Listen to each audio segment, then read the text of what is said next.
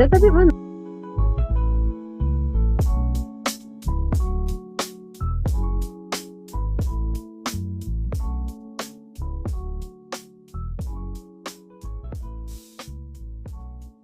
Baik, halo, selamat siang Bapak dan Ibu semua.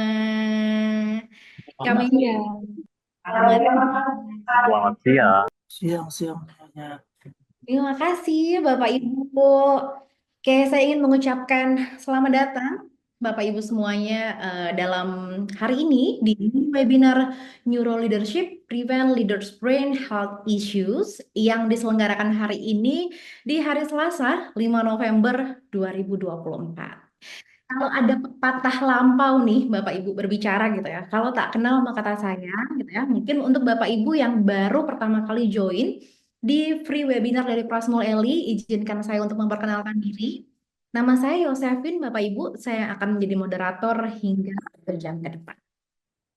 Baik, untuk Bapak Ibu yang mungkin dalam kondisi tidak sedang meeting atau sedang tidak di jalan gitu ya, kami tentunya menghimbau Bapak Ibu supaya bisa full mengikuti webinar hari ini dan tentunya apabila dalam kondisi prima, silahkan kami invite Bapak Ibu untuk menyalakan kamera supaya tentunya webinar siang hari ini dapat terasa lebih hangat dan juga interaktif antara kita dan narasumber kita hari ini. Bapak Ibu semua, sebagai seorang leader, tuntutan untuk selalu menjadi yang terbaik, menjadi yang paling paham dalam segala hal, adalah hal yang sering kita dengar. Leader juga memiliki tuntutan peran dan target yang harus dicapai. Tuntutan ini sering membuat kita merasa stres, bahkan anxiety, bahkan tidak jarang mengarah ke depresi. Di samping peran kita sebagai seorang leader, kita juga tetap memiliki diri kita sendiri. Diri kita yang harus selalu kita rawat dari sisi fisik dan mental. Dari segi fisik, kita biasanya menjaga diri kita dengan menerapkan healthy life, dengan berolahraga secara rutin, dan masih banyak hal lainnya.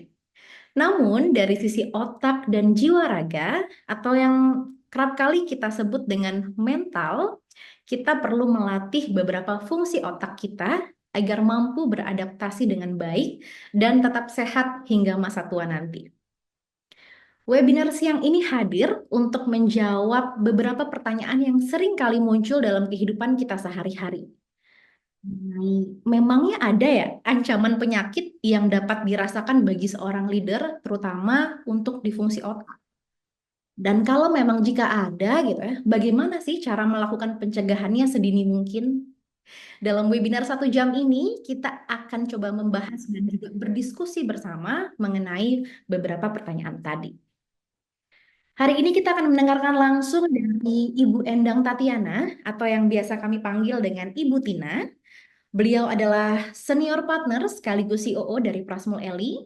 Beliau memiliki keahlian dan minat yang besar dalam program pengembangan dan pelatihan di bidang organisasi, pengembangan kinerja, serta pengembangan sumber daya manusia. Beliau memiliki pengalaman selama lebih dari 20 tahun di berbagai industri, mulai dari otomotif hingga pendidikan. Di bidang pengembangan program, beliau banyak terlibat dalam program pengembangan kepemimpinan dan kapabilitas bisnis manajemen di tingkat korporat, mana sangat berhubungan erat dengan pengembangan organisasi, pengelolaan kinerja, dan pengembangan modal manusia yang dilakukan dengan berbagai metode seperti coaching, mentoring, pelatihan, dan konsultasi. Ibu Tina juga memiliki sertifikasi sebagai Certified Professional Coach dari Loop Indonesia, dan beliau juga seorang Certified Trainer untuk beberapa topik seperti Situational Leadership, DISC, MBTI, dan Neuro Leadership yang masih cukup jarang di Indonesia, Bapak Ibu. Pada bulan November ini, kami juga memiliki short program dengan judul Neuro Leadership yang akan kami selenggarakan secara onsite ataupun offline. Jadi untuk Bapak Ibu yang hadir di webinar ini, kami memberikan penawaran khusus berupa diskon sebesar 20% untuk pendaftaran program Neuro Leadership yang akan dilaksanakan secara offline di Prasmul Eli Cilandak pada tanggal 11 sampai dengan 12 November 2024. Diskon ini berlaku hingga tanggal 10 November 2024. Sepanjang webinar ini, kami juga menghimbau Bapak Ibu untuk jangan ragu mengajukan pertanyaan melalui fitur chat, dan nantinya kami akan menyediakan waktu khusus di akhir sesi untuk tanya jawab dan juga diskusi langsung dengan Ibu Tina. Baik, Bapak Ibu tidak perlu berlama-lama lagi. Saya rasa Bapak Ibu sudah tidak sabar untuk kita melanjutkan ke sesi diskusi dan juga sharing bersama. Langsung saja untuk waktu dan layar kami persilahkan kepada Ibu Tina. Silakan Ibu. Oke, terima kasih Mbak Pipin ya. Terima kasih Bapak Ibu sudah bergabung di Selasa siang ini ya. Kalau di tempat saya sih udah mulai geludak-geluduk nih ya. Jadi siap-siap nih mudah-mudahan internet cukup stabil ya. Udah sedia plan B ya. Seorang new leader harus ada plan B, plan C dan sebagainya gitu ya. Oke, baik. Bapak Ibu ya di hari Selasa ini, siang ini Bapak Ibu meluangkan waktu ya untuk apa ya, mungkin mendengarkan cerita saya ya, karena sedikit banyak ini adalah tentang perjalanan hidup saya, perjalanan keingintahuan saya gitu ya, berdampak ke saya juga mengenai neuro leadership ini ya. Em, ini sebenarnya sesi icip-icip sih ya. Jadi tapi icip-icipnya itu karena saya sangat passionate untuk berbagi Bapak Ibu. Jadi nanti welcome saja. Kalau Bapak Ibu ingin tahu lebih lanjut, ingin ngulik lebih lanjut, selama pertanyaannya bisa saya jawab, saya akan jawab ya. Jadi izin saya untuk kasih stimulus dulu ya, dengan memberikan sharing mengenai apa itu neuro leadership dan kaitannya dengan leaders brain health ya, issue ya. Oke, saya akan share screen.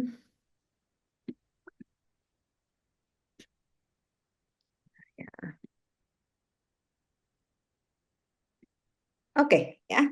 Baik. Neuro leadership itu luas Bapak Ibu ya. Mungkin Bapak Ibu ada yang sudah kenal dengan kata-kata neuro leadership, ada juga yang ini barang apa sih ya gitu ya. Karena sebenarnya berdampingan dengan neuro leadership ini mungkin berapa tahun yang lalu ya saya berkenalan dengan topik ini 2017 ya, lalu 2018 akhirnya mendalami lebih lanjut.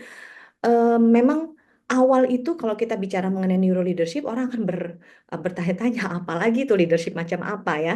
Namun kalau boleh dikatakan di akhir 2024 ini kalau kita sebut neuro leadership, orang udah mulai lebih aware ya. Nah, satu bagian yang saya akan sharingkan adalah bagaimana kita akan mencoba menjaga kesehatan otak kita sebagai seorang leader ya. Em, Nah, ini adalah profil saya tadi sudah dibacakan oleh Mbak Pipin ya. Mbak Pipin mengatakan bahwa 20 tahun lebih ya. Ternyata lebihnya tuh hampir 10 tahun loh, Pin. Jadi sebenarnya hampir 30 tahun ya. Saya berdinamika di leadership dan HR yang saya cintai ini gitu ya. Dan tadi sudah disebutkan juga beberapa apa materi yang memang saya cintai dan saya praktekin, saya jiwai. Satu hal yang baru di kehidupan saya adalah saya kuliah lagi Bapak Ibu. Ya, saya mendalami dunia counseling karena training udah, coaching udah gitu ya. Rasanya ada yang kurang. Nanti kalau kita bicara mengenai otak leader ya, mengenai mental health issue itu juga sesuatu yang muncul ya dan cukup semarak lah di 2024 ini ya. Itu sebabnya muncul panggilan di jiwa saya untuk mendalami konseling ya supaya integrated approach-nya nanti bisa mudah-mudahan bisa dapat begitu Bapak Ibu. Nah, Bapak Ibu, saya mau berinteraksi dengan Bapak Ibu nih ya. Jadi jangan cuman sharing doang gitu ya. Saya pengen Bapak Ibu boleh ketik di chat karena pesertanya kayak lumayan banyak ya, 80 lebih. Jadi kalau open mic kayaknya nggak bisa selesai dalam 1 jam ya. Boleh ketik di chat ya Bapak Ibu ya. Pertanyaan saya adalah apa tugas terberat dari seorang leader menurut Bapak Ibu? Ya, jadi saya nggak mengatakan ini salah, nggak benar, tapi menurut Bapak Ibu, seorang leader tugas paling beratnya apa sih? Ya, silahkan diketik di chat Bapak Ibu. Saya stop share dulu, saya mau bacain. Wah ya, oke. Nah, waduh, seru langsung. Wah, menginformasikan bad news tuh ya katanya Bu Stella. Oh, itu susah banget, Bu ya. Apalagi isunya apa? PHK bad newsnya. Waduh ya. Oke. Memberikan teladan untuk bawahan. Regulasi emosi. Emosi ya, Mbak Ririn. Ini bener banget ya. Handling konflik. Mendengarkan tim. Oh, banyak yang tentang tim development ya. Maintain tim agar enggak resign. Oke. Menciptakan trust. Membuat budaya tim yang sehat. Wah, oke ya. Manage people. Oh, manage people dengan kepribadian yang beda-beda. Wah, ini suksesor ya, mengkader calon pemimpin pengganti kita. Diverse sekali ini jawabannya ya. Tidak mengerucut ke sebuah hal ini kayaknya ya. Mencapai goal tentunya dengan resource terbatas. Mungkin saya nggak bisa bacain satu-satu ya Bapak Ibu ya, tapi terima kasih atas responnya yang luar biasa ya. Mempertahankan turnover agar nggak tinggi ya, jadi jembatan dan sebagainya. Oh, oke ya. Mungkin nanti akan makin panjang ya adaptasi. No, ini menarik nih. Bu Dimyati Nur. Adaptasi dengan perubahan. Bapak Ibu nih kayaknya saya kenal dengan beberapa wajah di sini, dengan beberapa nama ya. Kayaknya kita pernah ketemu ya di waktu yang sebelumnya. Oke, Bapak Ibu terima kasih atas jawaban tugas terberat dari seorang leader. Ternyata beda-beda ya. Tapi kalau ditanya tugas terberatnya apa, Bapak Ibu bisa jawab ya. Karena kita punya derita, punya pain tersendiri saat menjadi seorang leader. Nah, hubungannya apa Bapak Ibu? Ya, kenapa sih saya tanya tugas terberat seorang leader? Mungkin Bapak Ibu juga sudah pernah dengar istilah ini ya, VUCA ya. Volatility, uncertain, complex, ambigu. Ini istilah yang sudah muncul beberapa waktu yang lalu, beberapa tahun lalu malah ya. Is a VUCA word, apalagi pada waktu COVID ya. COVID memang udah beberapa lalu ya, yang sudah selesai gitu ya. Tapi dampaknya masih kerasa sampai sekarang. Dunia yang discomfort. Padahal dunia zaman dulu itu adalah sesuatu yang stabil, pasti, simple, clear. Jadi adalah sesuatu yang nyaman. Karena kalau bicara otak, Bapak Ibu, otak kita juga sukanya sesuatu yang terstruktur, yang clear, yang stabil. Nah, itu nyaman ya. Jadi contohnya gini, misalnya Bapak Ibu ya, kalau ada psikotes tuh ada pattern gitu ya. Menebak gambar berikutnya apa. Pernah kan ya psikotes seperti itu ya. Nah, otak kita nyaman tuh ya. Apa menebak pattern karena ke sesuatu yang stabil, sesuatu yang certain itu nyaman buat otak kita. Sementara dunia yang volatile ya, jadi sangat mudah berubah, yang uncertain, yang tidak pasti, yang kompleks, yang ambigu, yang paling mabuk yang ambigu ya. Karena ambigu itu sesuatu yang benar-benar nggak pasti, remang-remang gitu, semuanya kelihatan benar, tapi sekaligus semuanya kelihatan salah. Jadi saya nggak tahu nih, saya mesti jalan kemana, mesti ngambil keputusan mana gitu ya. Itu sangat tidak nyaman ya. Nah, ini saya tadi hari ini nih saya baru nemu definisi apa kotak yang bagus ini ya. Ini bikinannya Jeroen Kruijenbrink ya. Itu dia menjelaskan dengan sangat baik ya. Jadi kalau low volatility itu benar-benar stabil, tapi sekarang ini naik turun ya, turbulence ya, Bapak Ibu ya. Lalu low uncertainty dan high uncertainty itu makin lama makin luas pilihan kita ya, makin banyak apa ya pilihan yang tidak pasti, Bapak Ibu. Bahkan ya tahun depan seperti apa kita juga nggak tahu ya. Dulu nih teman-teman kalau leader ya misalnya di sales, Bu, dulu kalau prediksi ya kira-kira tahun depan saya mau jualan apa, kapan saya harus bergerak ini, kompetitor ngapain, saya bisa prediksi ya kurang lebih ya 70-80% bener lah tebakan saya. Kalau sekarang mungkin kompetitor tidak bisa menebak, saya juga nggak bisa menebak politik seperti apa, dunia seperti apa, perang seperti apa itu sangat-sangat apa volatile dan uncertain ya. Dan itu berdampak pada kompleksitas Bapak Ibu ya, variabelnya makin banyak ya. Apalagi dengan adanya internet ya, yang tadinya kita tahunya adalah Jakarta, Indonesia mentok-mentok ya. Sekarang dunia itu adalah sesuatu yang akan mempengaruhi keputusan kita apapun itu ya. Dan terakhir adalah low ambiguity to clear, kalau high ambiguity itu remang-remang kayak gitu ya. Oke, nah so it's a VUCA world dan makin VUCA, nggak makin tentram. Sehingga leadership sendiri pun berevolusi Bapak Ibu ya. Jadi zaman dulu, zaman industri ya, yang disebut leader, yang disebut pemimpin itu sebenarnya seorang manajer yang kontrolnya itu adalah kalau saya punya apa kontrol, saya berarti punya power, saya bisa mengendalikan orang ya. Sesuatunya dibuat sistematik, apalagi ini dunia industri ya. Fokusnya pada tugas, segala sesuatunya terukur, leadernya tahu, jadi saya tahu mau kemana, you just follow ya. Jadi nggak usah pakai feedback, nggak usah pakai nanya ya. Pokoknya ikuti aja. ya, sangat direktif Bapak Ibu. Lalu bergerak menjadi information age, ya, menjadi leader. Yang disebut power itu orang kalau punya pengetahuan Bapak Ibu ya, kalau punya visi dan nanti fokusnya mulai bergerak ke people, ke orang. Dan yang disebut leader adalah leader yang berani. Nah, ini karena zamannya sudah zaman internet, itu sekarang adalah we know ya. Jadi semua orang tahu. Jadi bolehlah ya kasih feedback ya, tapi bentuknya masih one way feedback ya, atasan bawahan ya. Bawahan boleh ngomong lah sedikit sama atasan, tapi ya apa dua arah itu ya.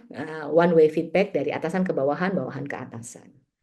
Nah, sekarang Bapak Ibu dengan dunia yang makin VUCA, yang dibutuhkan adalah neuro leader, nggak sekedar leader, tapi leader yang memahami cara kerja otak. Ya, jadi imagination age. Eh, yang disebut power adalah leader yang punya ide, yang bisa meng-create sesuatu, yang fokusnya kepada orang, tahu otaknya orang lain, bagaimana cara bekerjanya sehingga saya bisa mempengaruhi, termasuk self regulation tadi ya, mempengaruhi otak saya juga bisa mempengaruhi otaknya orang lain ya. Dan ini di sini leader itu jadi vulnerable, jadi apa ya, ringkih Bapak Ibu. Karena kenapa? Kalau dulu leader itu power ya, saya mengatakan ini jalan berarti harus jalan. Sekarang itu lah namanya dunianya ambigu ya. Leadernya juga nggak tahu gitu ya. Ini mau seperti apa, keputusan saya adalah benar atau enggak. Nah, sehingga bentuknya adalah who knows ya. Jadi leader pun harus mengakui sebenarnya saya nggak tahu. Makanya building trust tadi ya, building budaya itu menjadi sangat valid sekarang karena leader yang nggak tahu, anak buahnya hanya bisa trust. Oke Pak, kalau Bapak ke sana saya ikut karena saya tahu Bapak akan melakukan yang terbaik, mikirin yang terbaik untuk kita semua ya. Tapi apakah itu pasti benar atau enggak? Leadernya pun mengakui, maaf saya juga nggak tahu ya. Dan feedbacknya adalah every direction feedback. Ya, Bapak Ibu ya, feedback tuh bisa dari manapun ya. Peers bisa kasih feedback. Wong kita aja sekarang naik kendaraan apa ojek aja kan, sekarang ojek online aja kita kasih feedback langsung kan. Bintang 5 bintang 4 kan gitu ya. Makan pun kita kasih bintang ya. Jadi feedbacknya bisa dari manapun Bapak Ibu dan sangat cepat. Setiap saat hari ini kita bisa bagus, besok kita salah sedikit langsung jeblok ya. Itu ya. Nah, sehingga Bapak Ibu kerasakan ya, dunianya makin VUCA, leadernya pun harus bergerak menjadi leader yang memahami neuro. Ya, nah, neuro leadership sendiri itu apa sih sebenarnya? Neuro leadership ini sebenarnya adalah perpaduan Bapak Ibu ya. Jadi yang namanya neuroscience, ilmu tentang otak ya, sebenarnya tentang saraf ya, tapi kita fokusnya ke otak karena kan saraf kan sebenarnya sampai seluruh badan kita ada sarafnya ya Bapak Ibu ya. Tapi kita fokus ke otak lah ya. Jadi ilmu tentang otak yang nanti tuh ilmu tempelan. Jadi neuroscience tuh nempel kemana, nempel kemana. Misalnya ada neuromarketing, ada neuroparenting ya. Jadi untuk apa mengambil keputusan marketing ya kita pelajari cara si konsumernya berpikir ya atau bertindak dan sebagainya kita pahami otaknya.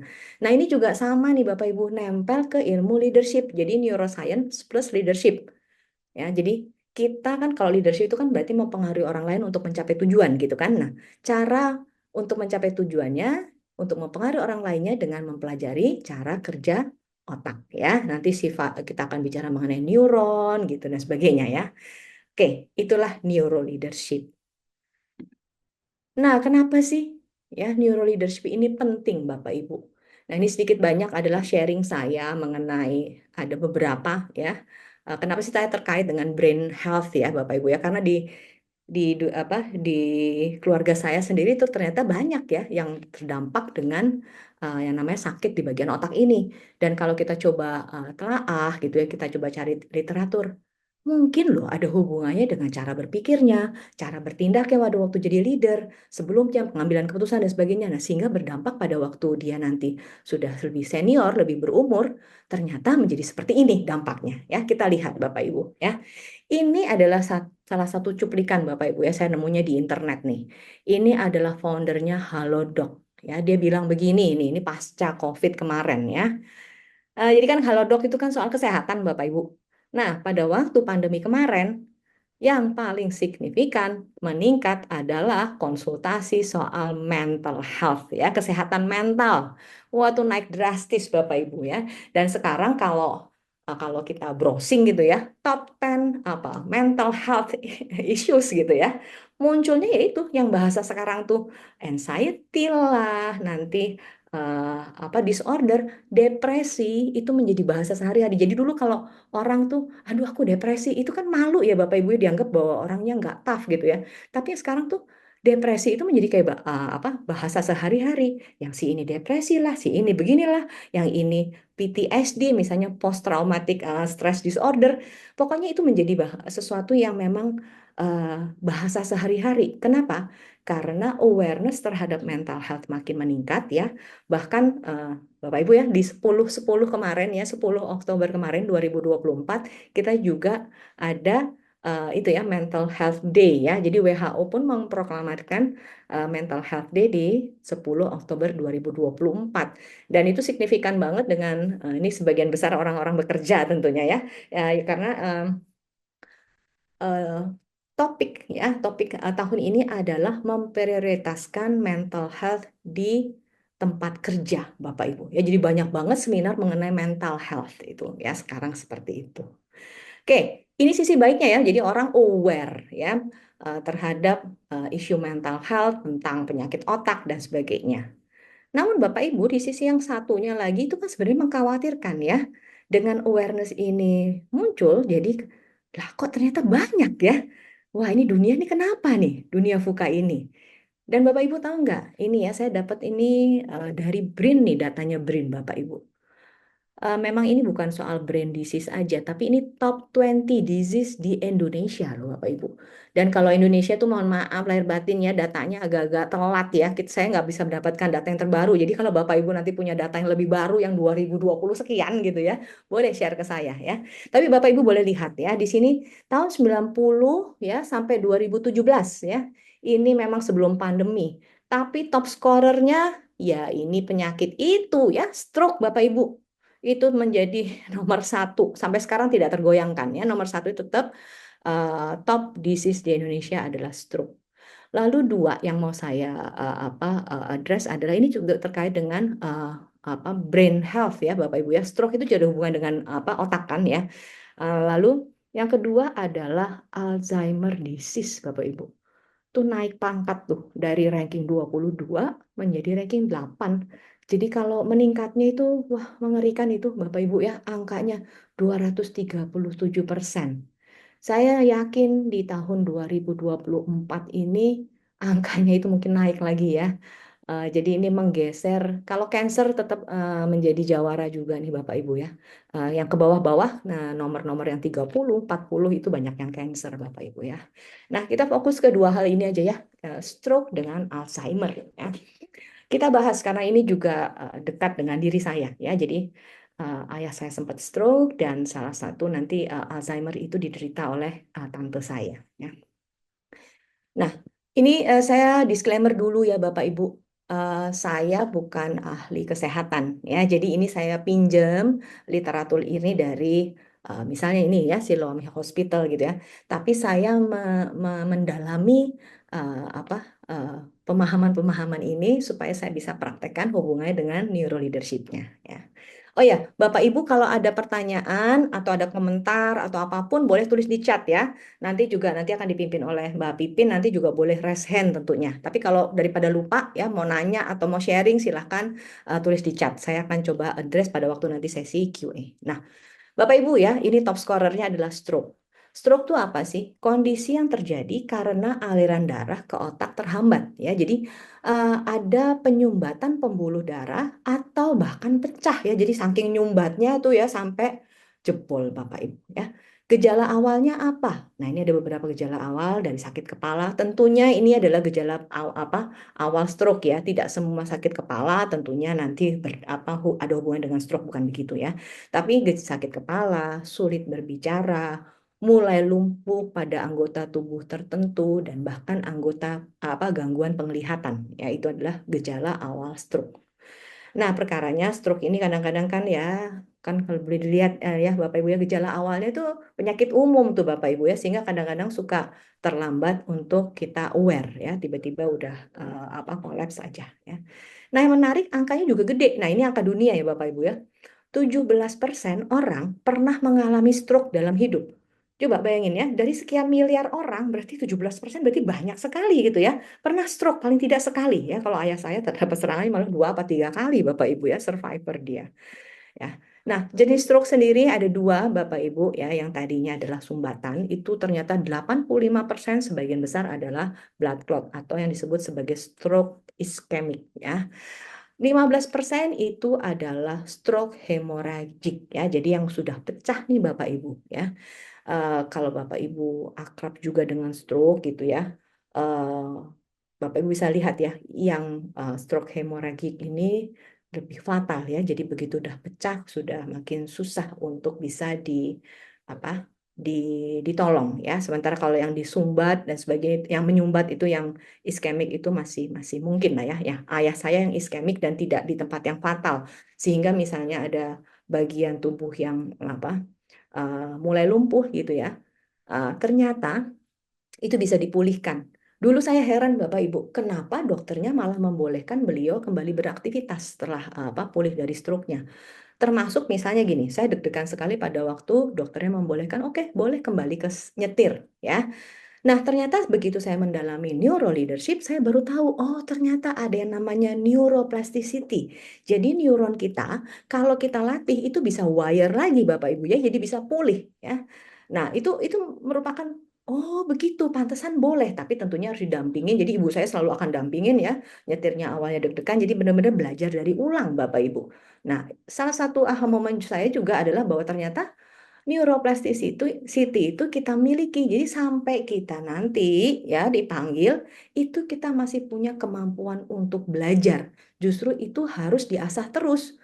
Makanya Bapak Ibu kalau nanti Bapak Ibu lihat angka-angka di belakang, Bapak Ibu bisa lihat bahwa misalnya demensia itu di umur 60 sekian. Ini kan angka yang sekarang ya Bapak Ibu ya. Kenapa? Karena biasanya orang setelah pensiun, seorang leader, ada post power syndrome dan sebagainya, itu karena otaknya berhenti dilatih Bapak Ibu. Nah, kalau sekarang ini kan eranya beda ya. Jadi jangan pensiun cepet-cepet gitu ya. Kalaupun pensiun tetaplah beraktivitas gitu supaya tetap otaknya ini terlatih dan sebagainya. Itu adalah berbeda sekali dengan zaman dulu Bapak Ibu ya. Nah, jadi ini adalah yang stroke ya. Yang kedua ya, yang tadi adalah Alzheimer. Sebenarnya Alzheimer dan demensia ini suka kebolak-balik ya, bahkan kalau ahli kesehatan juga suka mendeteksi antara Alzheimer sama demensia pun masih suka debatable gitu ya. Tapi sebenarnya intinya adalah em, Alzheimer itu bagian dari demensia. Ya, jadi demensia itu adalah unnaturally rapid decline in cognitive function. Jadi kalau kita makin tua tentunya ada penurunan fungsi otak ya. Nah, tapi ini nggak natural Bapak Ibu karena cepet banget ya demensia itu. Nah, sebagian demensia itulah Alzheimer ya, 50-70% itu Alzheimer. Alzheimer bedanya adalah dokter itu bisa lebih mendeteksi ya. Jadi ciri-cirinya seperti apa itu lebih clear Bapak Ibu ya. Nah, yang other-nya apa? Ya ada Parkinson, ada apalagi Huntington ya. Yang sebenarnya ciri-cirinya mirip-mirip Bapak Ibu ya. Kalau kita sebagai orang awam ya, ya udah kita kategorikan sebagai demensia. Ya. Nah, Bapak Ibu, ini saya akan share ya ciri-ciri dan tahapan demensia, Bapak Ibu. Ini ada hubungannya dengan cara kerja otak gitu ya. Bapak Ibu bisa melihat bahwa dari tahapan-tahapan ini ya nanti boleh dibantu ya Mas Dimas untuk share videonya. Bapak Ibu bisa melihat betapa dari usia Mendampingi normal orang makin dengan turun. Ya, demensia silakan, Alzheimer. Mas. Mendampingi orang dengan demensia yang selanjutnya akan kita sebut ODD bukan tugas yang mudah. Penting memahami bagaimana tahap-tahap perkembangan penyakit demensia Alzheimer dan strategi dalam mendampingi ODD untuk kualitas hidup yang lebih baik bagi ODD maupun caregiver. 7 tahap demensia Alzheimer. Gejala penyakit Alzheimer setiap ODD bervariasi dan laju perkembangannya pun tidak ada yang sama. Berikut 7 tahap yang lazimnya dilalui oleh ODD dan ciri-cirinya. Tahap pertama, normal. Kesehatan mental ODD masih baik. ODD tidak mengalami masalah ingatan dan pemeriksaan medis tidak menunjukkan adanya gejala-gejala demensia Alzheimer. Tahap kedua, lupa yang masih normal sesuai usia. ODD sesekali mengalami kehilangan ingatan, tapi masih mampu mengatasinya sendiri, misalnya dengan membuat catatan. Tahap 3, hendaya kognitif ringan. Ada perubahan ringan pada kemampuan mengingat, komunikasi, dan perilaku terutama emosi ODD. MCI, Mild Cognitive Impairment atau hendaya kognitif ringan, adalah gejala prademensia. 50-70% orang dengan MCI akan terus memburuk dalam waktu 5-6 tahun. Tahap 4, demensia Alzheimer ringan, berlangsung kurang lebih 2-3 tahun. ODD semakin sulit menjalankan aktivitas kompleks, misalnya menyiapkan makan malam atau mengurus keuangan. ODD juga mulai tidak menunjukkan ketertarikan melakukan aktivitas sosial yang biasa dilakukannya dan memilih berada di zona nyamannya, misalnya selalu di kamar. Dokter dapat mendiagnosanya sebagai penyakit demensia Alzheimer dan memberi obat untuk memperlambat laju penyakit. Tahap 5, penyakit demensia Alzheimer derajat sedang. Di sini kemampuan ODD hidup mandiri menurun. ODD kesulitan menghitung dan membuat penilaian situasi yang baik, sehingga rentan pada penipuan, bingung, disorientasi, lupa atau tidak tahu jalan pulang, serta masalah keselamatan lainnya. Tahap ini biasa berlangsung selama 1,5 tahun. Tahap 6, penyakit demensia Alzheimer derajat sedang berat. Fungsi kognitif semakin menurun. ODD kehilangan sebagian besar kemampuan mengenali orang di sekitarnya. Emosi bisa meledak-ledak karena bingung dan tidak mengerti apa yang terjadi di sekelilingnya.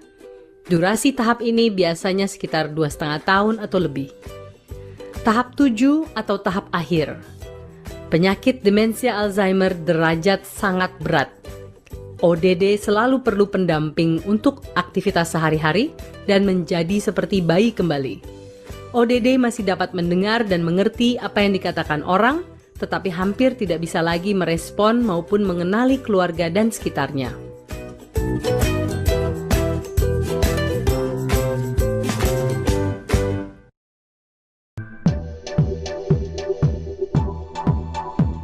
Oke, thank you Dimas, boleh di take down. Oke, Bapak Ibu ya, itu adalah 7 tahapan ya di demensia. Oke, ada pertanyaan dari Marin ya. Thank you. Oh, mulai banyak pertanyaan. Oke, nanti saya bahasnya sekalian. Bapak Ibu izinkan saya menuntaskan presentasi saya ya. Baik. Nah, Bapak Ibu itulah ciri-ciri dari demensia ya. Apa sih sebenarnya yang terjadi ya di otak kita ya? Nah, ini seperti ini Bapak Ibu ya. Nanti di program Neuro Leadership pun kita akan ada sebuah video yang sangat baik menurut saya ya, yang menunjukkan bahwa otaknya orang demensia Alzheimer tuh ternyata seperti ini gitu ya. Jadi kalau healthy brain itu sebelah kiri Bapak Ibu ya. Jadi otaknya otak yang utuh. Namun kalau yang namanya Alzheimer parah itu bahkan secara fisik pun otaknya sudah berubah Bapak Ibu ya. Dan demensia ini akan mengubah kepribadian seseorang ya, jadi berubah sekali yang tadinya mungkin ceria jadi beda, yang tadinya ini pokoknya jadi orang yang sangat berbeda Bapak Ibu ya. Dan orang yang mendampingi demensia tuh benar-benar harus kuat mental Bapak Ibu ya, jadi harus ada punya channeling tersendiri ya. Nah, di video yang di dalam program itu nanti bahkan otaknya orang yang kecanduan alkohol seperti apa, kecanduan game gitu ya, itu juga ada Bapak Ibu, bahkan yang kena benturan seperti apa, itu ternyata sangat berpengaruh kepada cara berpikir kita ya. Nah, jadi apa yang terjadi di Alzheimer sih? Demensia itu sebenarnya koneksi-koneksi di otak kita itu makin lama makin luruh Bapak Ibu pada copot-copot, sehingga akhirnya lama-lama ya otak kita mengkeret bener-bener akhirnya menjadi kecil Bapak Ibu ya. Nah, sehingga cara berpikir, cara berperilaku pun makin lama makin menurun ya. Nah, ini adalah statistik global. Nah, ini adalah yang baru nih, 5 Juni 2024 ya. Saya dapatnya dari Amerika, dari sebuah website di Amerika. Bapak Ibu bisa lihat, nah ini usianya di 60 tahun ke atas ya. Saya tidak tahu apakah di antara Bapak Ibu sudah ada yang usia ini ya. Namun sebagian besar kayaknya belum ya. Nah, jadi apakah ini menjadi future kita? Kita masuk ke dalam bar itu atau enggak? Mudah-mudahan sih enggak ya Bapak Ibu ya. Namun wahai wanita, ternyata kita prosentasinya jauh di atas para pria, Bapak Ibu. Nah, ini tetap di research oleh para ahli ya. Kenapa cewek-cewek, women ini lebih banyak yang demensia? Termasuk kan yang demensia tante saya ya. Jadi kalau yang cowok itu mungkin kayak ada pembagian tugas ya. Yang cowok jantung, stroke gitu ya. Yang cewek-cewek demensia ya. Tapi tentunya kita nggak mau dua-duanya. Saya nggak tahu ya apakah cara berpikir saya ini benar, tapi apakah karena cewek itu bisa multitasking gitu ya, kecenderungan di rumahnya juga ada tugas domestik ya, sementara di kantor apalagi yang double garden nih juga punya tuntutan, jadi stressfulnya dua kali nih Bapak Ibu. Nah, apakah itu researcher pun belum mengambil keputusan nih Bapak Ibu ya, tapi datanya seperti ini ya. Nah, perkaranya gini, prevention starts today ya. Jadi jangan terlambat Bapak Ibu. Preventionnya seperti apa? Nah, ini adalah salah satu nanti. Jadi gini loh, pada waktu pertama kali kenalan sama Neuro Leadership, saya tuh bingung. Kenapa ini program isinya adalah sarannya itu ya nanti brain coachingnya itu adalah makan sehat, olahraga gitu ya. Ya yang sekarang-sekarang jadi hype, jadi viral itu loh Bapak Ibu ya. Terus meditasi, termasuk yoga dan sebagainya. Rupanya karena tadi ya kondisinya kan fuka tuh, ajrut-ajrutan Bapak Ibu. Ternyata mindfulness ini adalah obatnya ya. Being aware. Dulu pun saya juga nggak ngerti kenapa itu ya. Gambarnya selalu isinya batu ditumpuk-tumpuk nanti apa pendaran air begitu kan ya. Nah, supaya rupanya itu kan awareness ya. Jadi kalau bisa numpuk batu itu kita harus benar-benar aware gitu ya.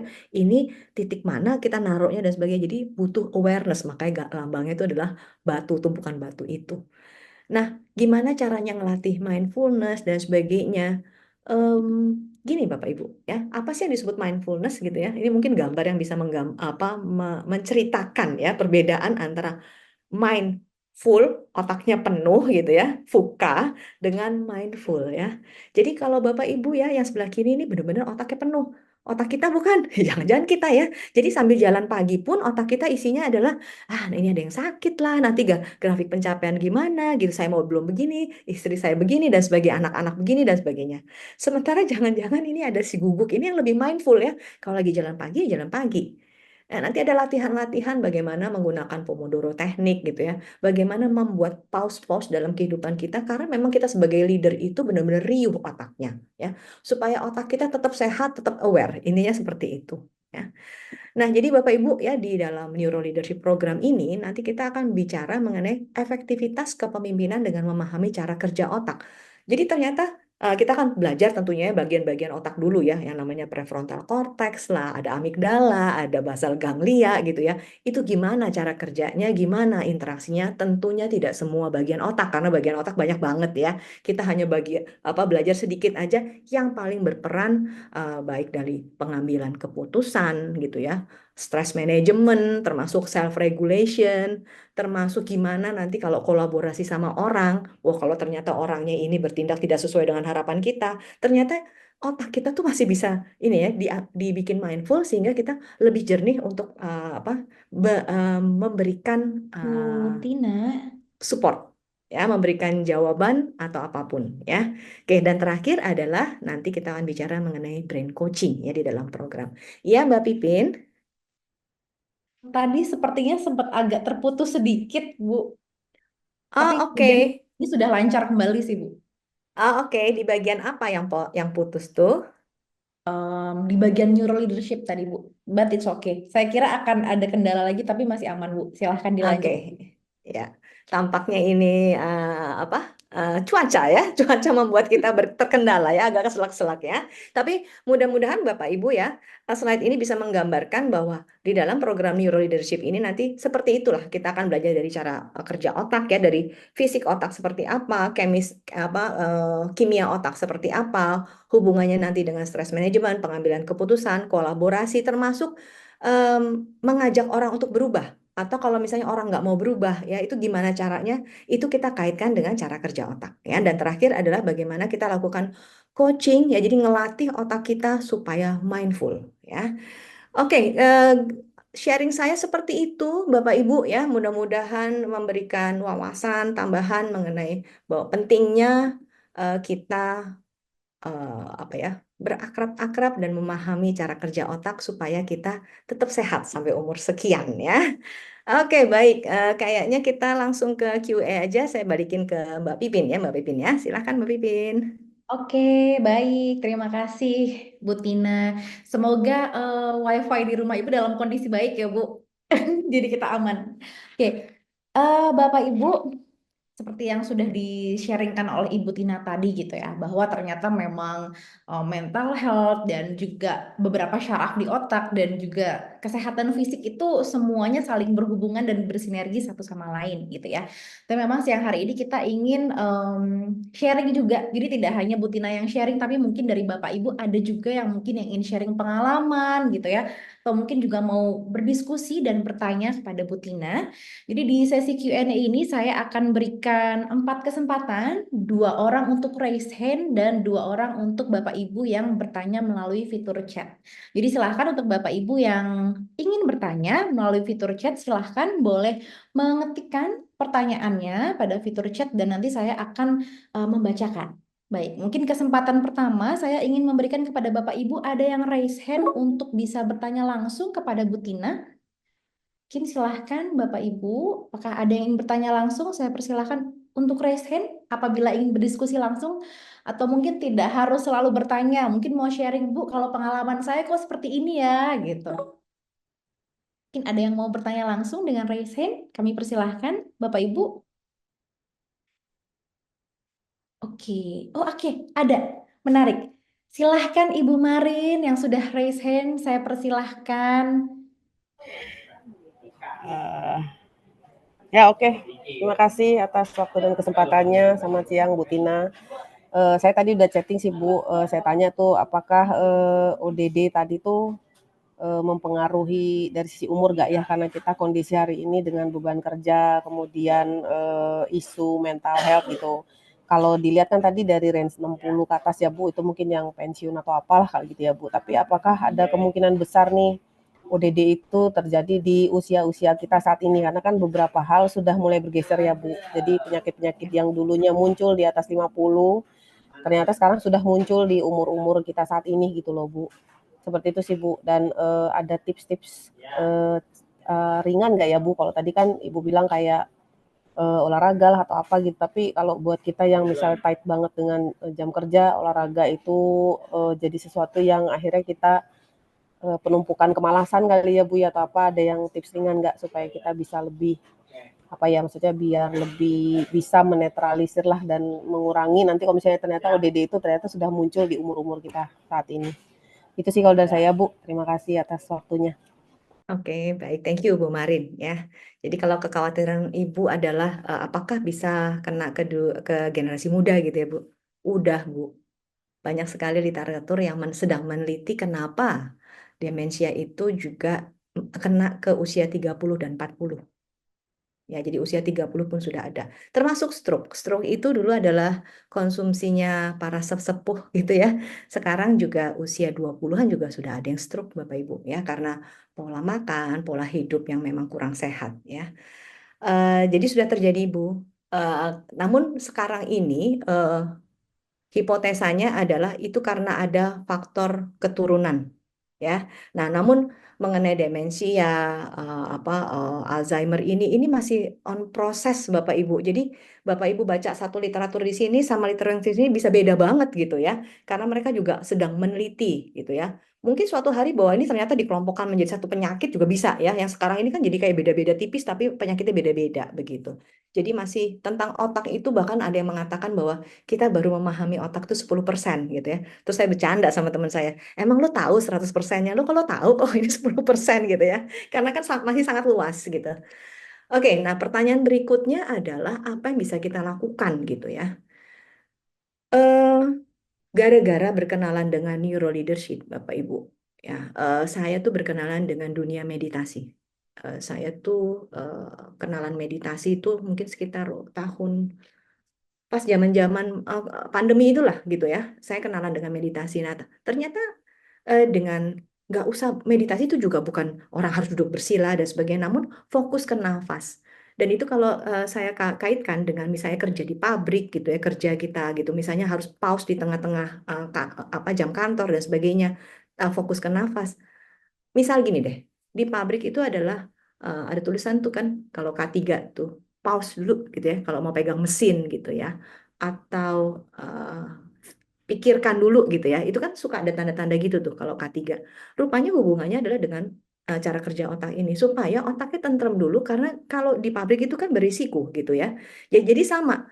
Kalau kita sedang ada di dunia kerjanya kantor gitu ya, untuk diem, untuk pause sebentar, taruhlah misalnya kalau saya tuh ya, saya kan ke toilet gitu ya, ngambil napas sebentar, diem aja, fokus ke napas, perhatikan napas. Setelah itu akan kerasa bahwa kita akan seperti kayak aware lagi dan kayak apa, jadi lebih solid lagi gitu ya sebelum beraktivitas selanjutnya. Itu akan membuat kita kayak punya jeda-jeda sehingga kita punya fresh, nggak capek banget ya. Termasuk misal ya, kan sekarang sosmed juga rame Bapak Ibu ya, negativity itu atasan misalnya begini berngomong seperti ini. Nah, itu tergantung dari kitanya. Sebenarnya makanya kita belajar sebenarnya self regulation sih, fokus ke diri, terus kita bagaimana mengaktifkan bagian otak yang prefrontal cortex gitu ya, supaya amigdalanya nggak nyala. Saya mulai pakai istilah-istilah itu ya Bapak Ibu ya. Itu yang akan kita pelajari. Ya, tapi kurang lebih Ibu boleh fokus ke nafas, Bu Marin ya. Begitu Bu. Semoga menjawab. Baik Bu, terima kasih. Baik, terima kasih Bu Marin. Semoga menjawab ya Bu apa yang sudah dibantu diinformasikan oleh Bu Tina gitu ya. Baik, terima kasih Bu Marin. Kita melanjutkan ke beberapa pertanyaan yang ada di kolom chat. Tadi Bu Marin juga sudah chat gitu ya, tapi sudah disampaikan secara langsung. Ini ada yang menarik Ibu dari Dita Pratiwi. Izin bertanya Bu, apa langkah terbaik yang dapat diambil untuk menangani ambiguitas dalam pengambilan keputusan? Baik, silahkan Bu Tina. Oke, ya. Nah, ini susah diterangin nih, Bu Dita nih ya. Tapi kan mesti dijawab ya. Jadi begini, justru karena kita latihan pause, latihan fokus, latihan apa ya?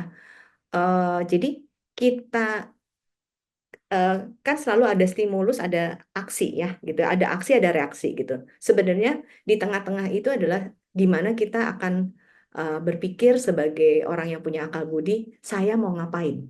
Ya, jadi kalau ada aksi, ada reaksi. Nah, di dalamnya itu ada yang namanya responsibility, ya, respon ability, kemampuan kita untuk merespon. Jadi bukan kalau ada aksi kita langsung reaktif, aksi reaktif. Nah, itu namanya tidak mindful, bukan seorang neuroleader, termasuk pada waktu mengambil keputusan. Kalau memang ambigu betul dan kita bingung dulu, pause dulu, diam dulu, gitu ya. Itu adalah responsibility kita, tanggung jawab kita untuk apa merenungkan yang mana ya. Kadang-kadang kalau di dunia sekarang yang saya praktekkan kadang-kadang harus dengerin nurani ya, tentunya dengan pengalaman dan sebagainya itu dengan data tentunya ya. Terus kita pelajari, terus kita ambil keputusan seperti ini. Ada resiko salah nggak? Salah. Nah, itu tadi makanya seorang leader sekarang, leader yang bagus justru leader yang vulnerable. Jadi kita melakukan yang terbaik, ambil keputusan yang terbaik karena memang dunianya ambigu. Ada kemungkinan salah nggak? Ada. Dan itu kita akui aja. Ya. Em, tapi kita ngomongin sama anak buah mesti mesti punya trust ya Bapak Ibu ya. Karena kalau trust itu tidak terbentuk, tentunya anak buah kan merasa bahwa loh kok ibu saya, bapak saya kok nggak bisa ngambil keputusan dengan bagus ya. Wah ini emang bukan leader yang baik ya. Jadi trust itu penting, tapi vulnerable itu juga menjadi sesuatu yang menjadi apa ya konsumsi leader sekarang begitu. Mungkin begitu Bu Dita yang bisa saya sampaikan. Ya. Baik, terima kasih Bu Tina. Semoga menjawab Bu Dita atas kegelisahannya atau mungkin ini seringkali membuat ini ya bingung gitu ya ketika mau mengambil keputusan gitu ya.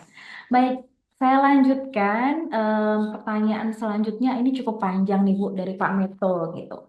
Selamat siang Bu Tina, salam kenal, saya dari Meto. Dengan keadaan ekonomi yang sedang tidak baik-baik saja nih, gitu. Manajemen itu memang kadang kan mengambil beberapa keputusan gitu ya. Mungkin yang memang sedang marak ini beberapa layoff gitu ya Bu, sehingga beberapa karyawan harus multitasking gitu. Pertanyaannya nih, bagaimana membuat lingkungan kerja tetap suportif, tetap menjaga kesehatan mental karyawan, dan perilaku organisasi tidak terbawa dalam negativity culture? Apa yang mesti dilakukan manajemen dalam hal ini dalam bentuk tindakan? Silahkan, Bu Tina. Oke, terima kasih Pak Meto atas pertanyaan yang luar biasa sulit ini. Tapi begini Pak Meto ya. Betul, ekonomi kita sedang tidak baik-baik saja dan layoff itu terjadi ya. Justru disinilah peran seorang neuro leader berperan besar nih Bapak Ibu. Karena saya yakin leader itu kan role model ya, dan atmosfer atau aura leader itu akan mempengaruhi keseluruhan tim dan keseluruhan organisasi. Leadernya nggak pede, organisasinya ikut nggak pede. Leadernya goyah, organisasi akan goyah. Tapi kalau leadernya masih tetap positif ya, masih bisa melihat opportunity ya untuk survive, itu organisasi juga akan ke bawah ya. Saya berdiskusi dengan banyak leader Bapak Ibu dan itu yang terjadi ya. Jadi benar ya, beban seorang leader itu memang ya itu gitu ya. Bagaimana kita sendiri sebenarnya belum selesai dengan hati kita dan sebenarnya kita juga tidak baik-baik saja, tapi kita harus tetap firm dan memberikan aura atmosfer yang baik ya. Termasuk layoff. Layoff itu bisa nggak dibuat dengan cara yang baik? Bisa maksimal ya, semaksimal mungkin. Misalnya, kita coba pikirkan bagaimana dia berikutnya masih bisa apa, kita bekelin apa. Bapak Ibu dalam diskusi di kelas, tapi bukan di kelas neuro leadership ya. Bahkan siapa yang di layoff itu menjadi menjadi diskusi yang sangat menarik ya. Kalau task oriented dan leader yang model zaman dulu tuh ya, manajer gitu ya. Yang di layoff adalah Bu yang kompetensinya nggak bisa dan sebagainya ya. Itu kita layoff karena kita udah nggak berguna di organisasi kita. Tapi seorang neuro leader bisa pertimbangannya sangat beda, Bapak Ibu. Yang kita layoff adalah yang bisa survive, Bu. Yang tidak punya tanggungan keluarga. Nah, pertimbangan-pertimbangan itu menimbulkan aura yang sangat berbeda di organisasi, Bapak Ibu. Ya, bahwa seorang leader ini benar-benar mikirin kalaupun harus layoff karena memang ekonomi tidak bisa ditahan lagi gitu ya. Cara layoff-nya adalah cara layoff yang membuat kita gila ya. Ini masih tetap dihargain. Karena kalau yang gaya pertama yang tidak dipakai langsung di layoff itu yang dipilih, karyawan akan ngerasa bahwa oh berarti suatu hari kalau gue juga nggak kepake gue akan di goodbye ya.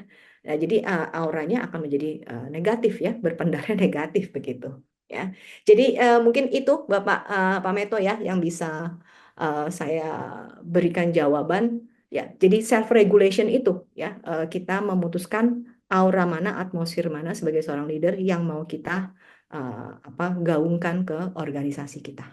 Demikian Pak Meto. Oke, baik. Terima kasih, Bu Tina. Semoga menjawab ya, Pak Meto. Oke, sudah langsung dijawab, Bu. Terima kasih, Bu. Oke, siap Pak Meto. Ini memang gampangan di ngomong kok Pak daripada dijalanin kok ya. Emang enak, apalagi kalau mini webinar gini kan. Ya, tapi kita Jadi, bisa berdiskusi di dalam program. Jadi bagaimana cara manage otaknya dan sebagainya itu mungkin akan lebih kena sih ya, gitu. Oke. oke, Bu. Ini mungkin ada pertanyaan dari HRD PT Hengam Sejahtera Indonesia nih, Bu. Ada dua pertanyaan gitu ya. Sebenarnya pertanyaan yang pertama adalah bagaimana caranya sebagai leader yang timnya banyak anak muda atau Gen Z yang jauh berbeda POV-nya dengan gen di atasnya atau gap generation ya, Bu. Ini sebenarnya sedang banyak terbahas gitu ya. Karena mungkin mulai banyak generasi-generasi muda yang sekarang sudah menduduki posisi sebagai leader gitu. Pertanyaan pertama sebagai bagaimana sih caranya POV gap generation ini? Kalau yang kedua dari teman-teman HRD PT Hengam Sejahtera juga bertanya, adakah tips untuk menjadi mid leader yang terkadang sering menjadi burger atau menjadi sandwich gitu antara atasan dan bawahan? Tipsnya dong Bu agar tetap lebih mindful gitu. Ini berat juga ya Bu ya, dan memang Iya. banyak terbahas gitu ya. Silakan Bu Tina. Oke, baik. Ini teman-teman Hangnam nih biasanya nobar nih kayaknya. Gitu ya. Satu layar rame-rame mereka gitu. Nanyanya rame-rame, katanya begitu. Oke, tapi bisa jadi juga enggak ya yang hari ini ya. Oke, siap. Baik, ini kalau bahasanya udah pakai POV gitu ya, berarti paling tidak HRD-nya sudah mencoba menyelami Gen Z nih, Mbak Pipin ya. Karena POV itu bahasa Gen Z gitu ya. Coba ngomong sama angkatan di atas saya tuh, apaan sih POV Sudut gitu ya. sudut pandang ya, Bu, Sudut kalau yang pandang, nah itu ya, persepsi. Nah ngomongnya gitu, tuh kalau angkatan saya begitu, bukan POV. Nah gini, bicara mengenai generation gap, ya, kita tuh sering sekali apa ya, memang itu manusia ya, kayak apa, mengkotak-kotakan, oh kamu kamu generasi ini gitu loh. Caranya adalah sebenarnya cari samanya. Ya memang beda, orang namanya juga apa namanya, dibesarkannya beda. Dan gini, kalau saya akan bicara mengenai angkatan di atasnya. Kenapa Gen Z itu begitu? Ya, misalnya ngomong Gen Y deh. Kenapa Gen Y begitu ya? Karena Gen X sama baby boomersnya apa ya? Mengasuh mereka untuk punya ciri-ciri seperti itu. Kenapa sekarang Gen Z seperti ini? Itu juga gara-gara angkatan di atasnya gitu ya. Jadi ya jangan menyalahkan yang bawah gitu ya. Karena yang atas ini yang membentuk mereka. Itu satu. Misal ya, contoh sesimpel gini. Kenapa sih mereka butuh eh, apa ya, feedback atau reward atau apresiasi yang kalau nggak diapresiasi nggak mau Bu gitu ya. Dikit-dikit minta apresiasi, dikit-dikit minta apresiasi. Salahnya siapa coba? Ya kita-kita juga. Kenapa? Zaman saya ya, kalau saya lomba waktu masih kecil gitu ya, yang dapat piala juara berapa? Juara satu, dua, tiga. Namun makin ke sini yang namanya anak-anak itu, kalau kagak juara emak-emaknya nggak puas Bapak Ibu. Sehingga panitia akhirnya menyediakan pialanya juara satu, dua, tiga, lalu nanti harapan satu, dua, tiga, lalu mulailah the best ini dan sebagainya ya. Sehingga akhirnya pialanya satu meja gede dan setiap anak pulang lomba selalu dapat piala. Supaya emak-emaknya juga bahagia Bapak Ibu ya. Nah sehingga itu membuat adalah apapun yang saya lakukan itu harus ada apresiasi harus ada award ya. Kalau tidak muncul itu gitu ya, itu enggak banget, saya ada yang kurang gitu. Nah itu jadinya ya. Nah jadi satu, sadari bahwa generasi yang di bawah ini adalah hasil dari pola asuh generasi yang di atasnya. Dan yang tadi, cari samanya. Misal ya, di antar generasi ini kan juga ada sama-sama yang misalnya sama-sama misalnya taruhlah doyan musik ya. Nah, bicara dari hal yang sama itu gitu ya, jangan cari yang beda gitu. Akan selalu ada. Atau misalnya kalau kita pakai tipe kepribadian, kan selalu ada, sama-sama ekstrovert loh kita ya, mau kita Gen Z kayak mau Gen X ya. Kalau gitu kita hangout bareng yuk gitu ya. Nah, saling ngisi dari situ, mau hangoutnya kemana dan sebagainya. Oh, ternyata kalau anak sekarang dugemnya begini ya, misalnya ya. Itu kan cari yang samanya gitu, jangan cari selalu yang bedanya ya. Dan leader yang sekarang ada leader yang asik tuh leader yang jadi body Bapak Ibu ya. Jadi bukan benar-benar yang manajer tapi benar-benar neuro leader ya. Tahu cara berpikir anak sekarang, yang zaman now seperti apa, POV mereka seperti apa. Nah, itu biasanya nyambung tuh dengan generasi yang berikutnya ya. Oke, itu tipsnya. Ada yang kurang belum kejawab nggak nih Mbak Pipin? yang tentang tips Burger. ya jadi sandwich atau burger nih, Bu. Biasanya nikmat dimakan, tapi kalau dijalankan agak kurang nikmat gitu ya, Bu. Oke, siap. Gini loh Bapak Ibu ya. Biar kata ya, Bapak Ibu ada di level manapun ya, selalu akan di burger. Percaya deh. Emang ada yang paling atas gitu ya? Enggak gitu ya. Nanti misalnya direksi pun atasnya ada komisaris. Komisaris pun selalu pertanggungjawaban publik dan sebagainya begitu ya. Akan selalu terburger ya. Nah, perkaranya adalah berarti ya manage up, manage ke samping, manage ke bawah begitu kan. Itu kan 360 derajat itu harus kita manage gitu. Em, Sedikit banyak ya itulah peran kita yang leader di tengah gitu ya. Bukan kita bohong loh ya, tapi kita harus tahu bagaimana menyampaikan ke atas, apa yang harus disampaikan ke atas. Nanti yang ke bawahnya kita kadang-kadang harus saring, harus kita olah. Sesimpel misalnya atasnya baby boomers atau Gen X gitu ya. Ya udah mungkin lebih task oriented gitu. Tapi menyampaikan satu hal yang sama ke bawah nggak bisa. Kata bos kita begini cepat gitu. Wah ya udah disconnect semua. Tapi harus kita olah ya. Kita bikin yang cara funky lah, mungkin dengan cara apalah. Ya jadi tugas kita yang ada di burger itu memang yaitu menjembatani atas bawah kiri kanan Bapak Ibu ya. Em, Tipsnya cuma itu doang ya karena sepanjang kita menjadi daging yang di tengah yang enak itu ya itulah peran kita ya supaya organisasi kita judulnya bukan roti tapi judulnya burger ya karena peran kita yang ada di tengah gitu Ya, gambarannya seperti itu, Bapak Ibu ya. Semoga terjawab teman-teman dari Hengknam. Oke, baik. Terima kasih Bu Tina. Semoga menjawab ya teman-teman dari Hengknam. Wah, ini Bu, sepertinya Ibu udah jadi selebgram Neuroleader nih Bu nih. Oke. Banyak sekali loh yang komen, keren Bu Tina, luar biasa Ibu, mantap gitu.